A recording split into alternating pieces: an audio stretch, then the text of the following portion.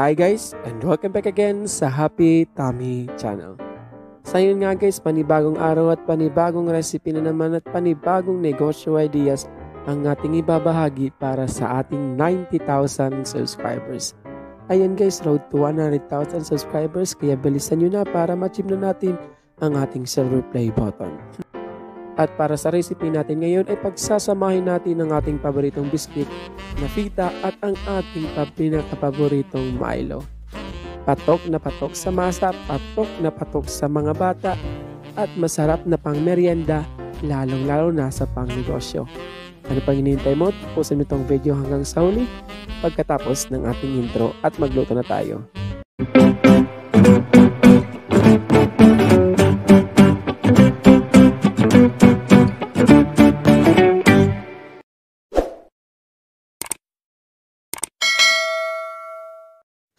Para sa ating ingredients, ito lang kakailanganin natin: 2 piraso ng fita, 1 piraso ng itlog, 1 sachet ng Milo, 1 tablespoon ng sugar, at 15 pesos na oil.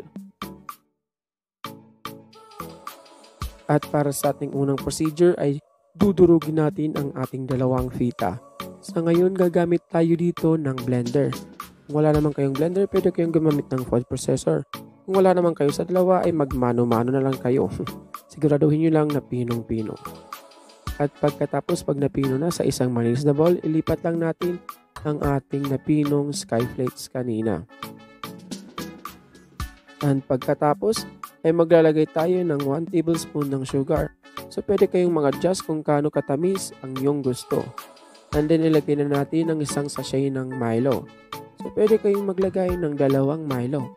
Depende na lang sa iyo kung gaano ka chocolatey, kung gaano ka chocolatey nga yung gusto mong ma-achieve, gusto mong taste. Pagkatapos dito ay magkakrak na tayo ng 1 buong itlog. Ang ginamit kong itlog ay medium ba yan or large, basta yun na yun. And then mix lang natin hanggang mag-combine na nga lahat ng ating mga ingredients. Ayan guys, pag medyo sticky pa siya ay pwede tayong magdagdag ng fita or pwede kayong magdagdag ng flour para ma-achieve natin yung parang dough. At pagkatapos ay maghugas muna tayo ng kamay dahil sa puntong ito ay mamasahin natin ito. Maglagay muna tayo ng oil sa ating kamay bago natin ito masahin. So, hindi natin ito mamasahin ng matagal. Ang kailangan lang natin ito ay maging smooth yung consistency niya. At mag-combine lahat ng ating mga ingredients. So yan guys, medyo sticky pa siya. Ay maglalagay tayo ng 1 to 2 tablespoon ng all-purpose flour. Depende na lang sa iyo kung gaano ka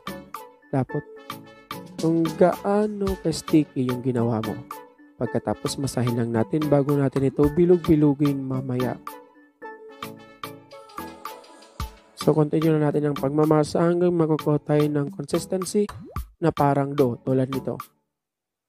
Set aside lang natin at magbilog-bilog na tayo ng ating jowa. Joke lang yan.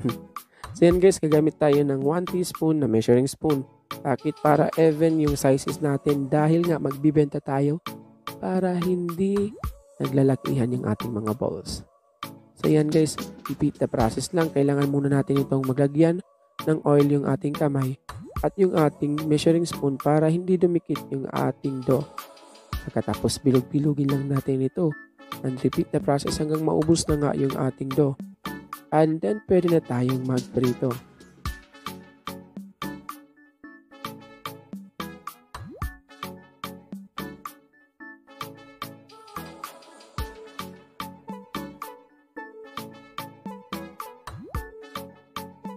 Para sa ating pagprito, gamit tayo ng ating butane. Ayun guys, para sa nagtatanong kung saan ko ito nabili ko lang ito sa Shopee at available din ito sa Lazada. Ayan guys, search nyo lang gas stove, butane gas stove for camping. And this is not sponsored. Kaya, baka naman. So yan guys, sa isang mainit na pan nga, ay maglagay na tayo ng ating 15 pesos na oil. Painitin lang natin yung luto, medium heat lang. And then pag mainit na, ay lagay na natin ang ating ginawang kaninang Milo Fita Ball. So, lutuin lang natin ito ng 1 to 2 minutes. And constantly, kailangan natin itong i-flip dahil Mabilis lang itong maluto dahil nga yung feta natin luto na at naglagay lang tayo ng egg at hindi tayo naglagay ng flour na marami. So yan guys, constantly nga, sabi ko kanina ay kailangan natin itong i-flip para hindi masunog agad yung other side dito, and then lutuin natin ang 30 seconds to 1 minute yung other side para maluto nito. At pagkatapos yan guys, pag naging golden brown na siya, paano ba yun naging golden brown? May chocolate yun. So pag naging golden brown na nga siya, ay lutong-luto na yun. Set aside lang natin, i-drain natin sa ating strainer, at pwede na tayo ditong mag-plating. Pero bago yan guys, kung hindi ka pa nga nakasubscribe sa aking channel, ay mag-subscribe ka na dahil road to 100,000 subscribers na tayo. Abangan nyo guys sa ating 100,000 subscribers, magpapag-giveaway ulit tayo. Dahil napakaraming nag-comment, dahil napakaraming nga nag-comment nung nakaraan nating giveaway, marami yung hindi pa nabigyan natin ng ating blessings.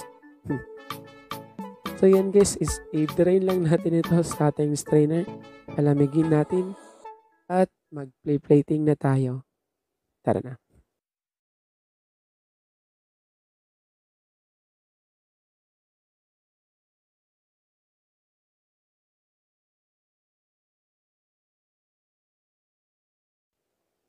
At ayan na nga guys, diba napakadaling gawin at promise napakasarap nito guys. So yan guys, pwede mo itong ibenta ng 1 to 2 pesos bawat isa. Depende na lang sa gawa mo at depende na lang sa laki ng gawa mo, sa laki ng bilog mo, at depende na rin sa marketing mo kung paano ba itong palalaguin. So yan guys, pwede mo itong i-level up, pwede mong lagyan ng cheese or pwede ka maglagay ng powdered sugar dito, mag-coating. Mas lalong masarap yon. So yan guys, maraming salamat sa panonood. Para sa ating full ingredients ay nandun sa description box below. At yan guys, mag-subscribe ka na dahil road to 100,000 subscribers na tayo at abangan nyo ang ating pag-giveaway. So yan guys, maraming salamat sa panonood. Happy 90,000 subscribers. See you again in my next video. God bless. Thank you and bye-bye.